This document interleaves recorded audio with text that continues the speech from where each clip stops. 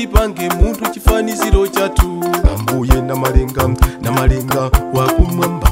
Genesis 2 verse ya 7. Mulungu anaumba muntu yo aliyeka nauzira mpweyawo wankama mwake. Ambuye namalenga wakumwamba.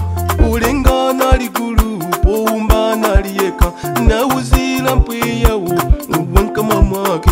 Ambuye namalenga wakumwamba.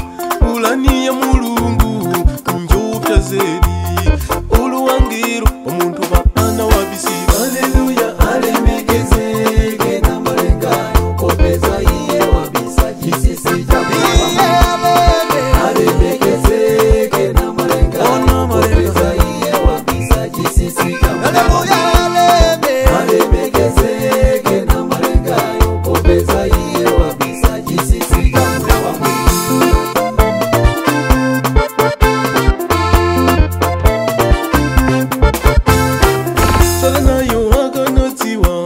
Zamoyo wa muntu bweziye akugulita achumasi bwezi akufa. Salanayo aganatiwa zamoyo wa muntu bweziye akugulita achumasi bwezi akufa.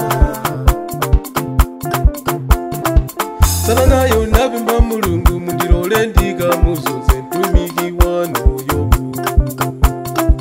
Mulungu anavomera bida uga muzuze moyoka uga ulegeiwe.